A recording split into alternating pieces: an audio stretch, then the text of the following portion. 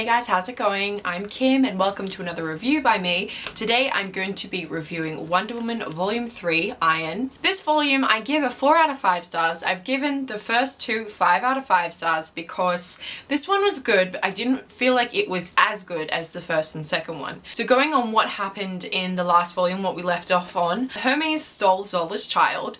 After rejecting it for the whole first and second volume, he steals her child.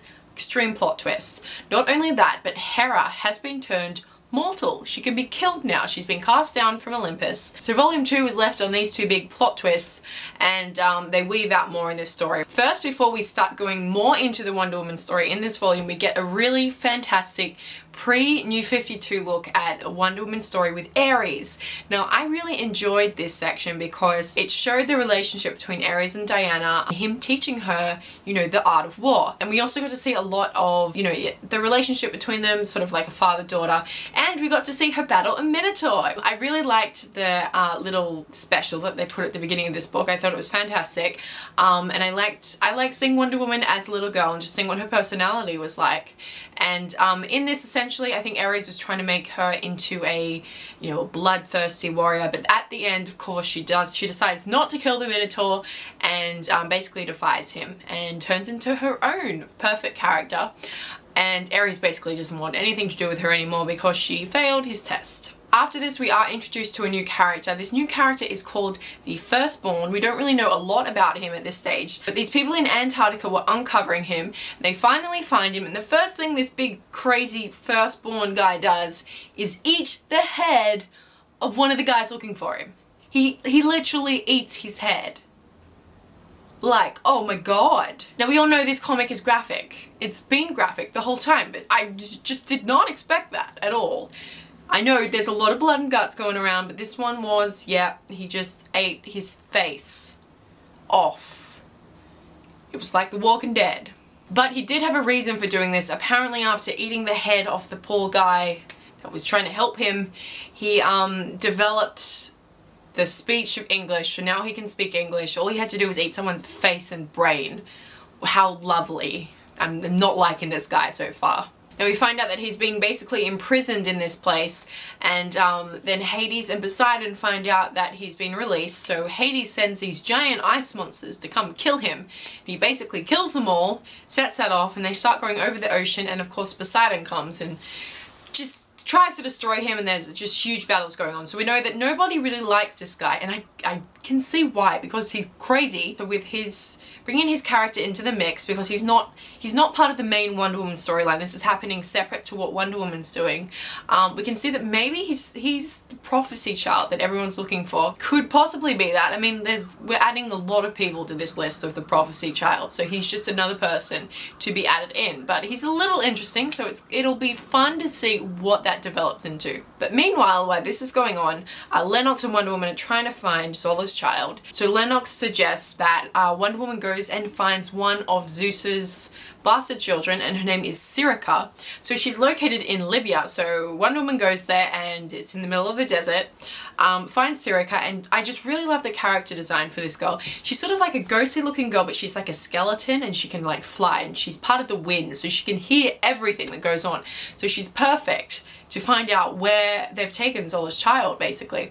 So Sirica tells Wonder Woman about, you know, the story of Hera, how Hera came and took revenge by killing her mother and basically disintegrating this girl into the wind. So she's become like this sand wind creature that can hear everything. But they do have a lovely sister bond, which is great to see. I think Wonder Woman is really embracing the part of her that is part Zeus. Meanwhile, Apollo is bringing Olympus together, because he's now in charge of Olympus, bringing all the 12 Olympians up into a meeting and saying that Wonder Woman could possibly be the prophecy child that they're looking for, not Zola's baby. So here we go, adding another character to the could-be prophecy list. We've got Wonder Woman there now, which is not a great thing for her because she's trying to get Zola's child back, and there's just so many things going on. So there's this happening as well. And as this is happening, we also get introduced to another character whose name is Orion, and he's basically told by his superiors that he needs to be sent to planet Earth and stop this grave danger child that is happening at the moment. So everyone's after this prophecy child.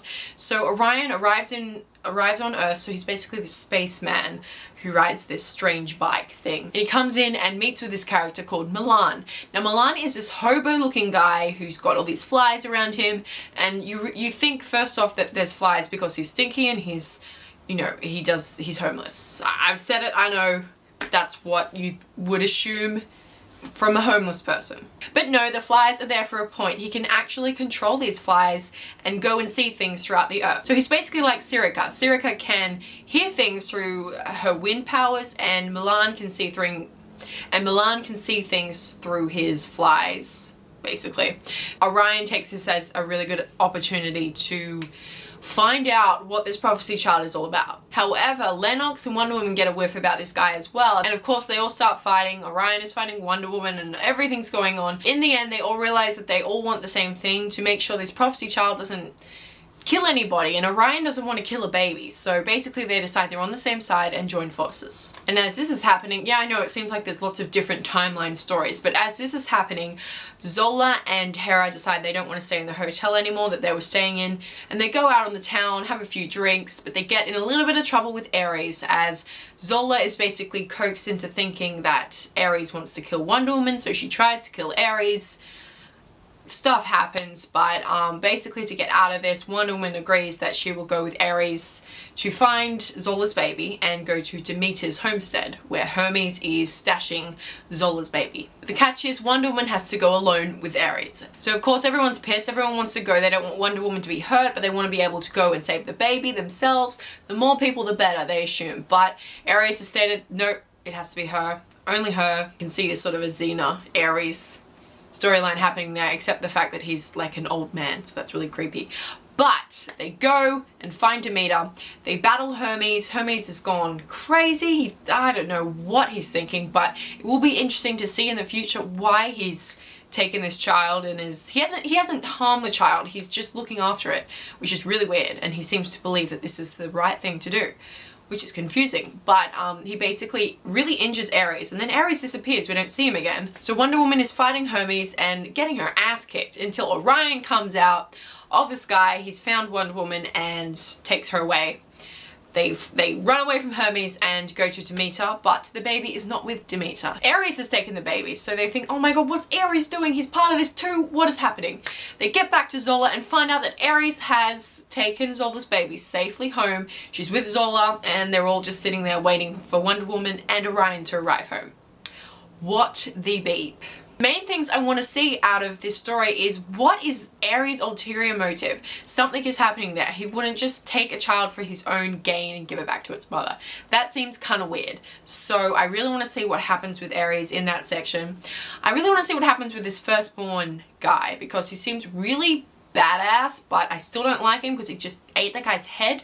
He's creeping me out. He seems really up himself, but it'd be fun to see how his storyline integrates with everyone else's, so I'm excited to see that as well. But I also want to see why Hermes has taken this baby, why he thinks he has to keep it as a prisoner. So I'm really excited for that. In this volume we didn't get a huge introduction to all these different characters because we've got a lot of characters on the plate right now, but we were introduced to the firstborn character, we were introduced to Orion, who looks like he's going to be a main character at the moment, and we were introduced to two side characters who are Sirika, I'm not sure how you pronounce her name, and then we had Milan. So we didn't have an influx of a lot of characters, which is great because I think we're juggling so many characters right now in this volume. But I did really enjoy it. I thought it was fantastic. I did give it 4 out of 5 stars, not 5 stars, because I didn't find it as compelling as the previous volumes, but I can see this is going to get really good. So I'm really excited to read the next volume, and if you haven't started reading this, you really should. Thank you so much for watching my review, and I will see you very soon. Bye-bye.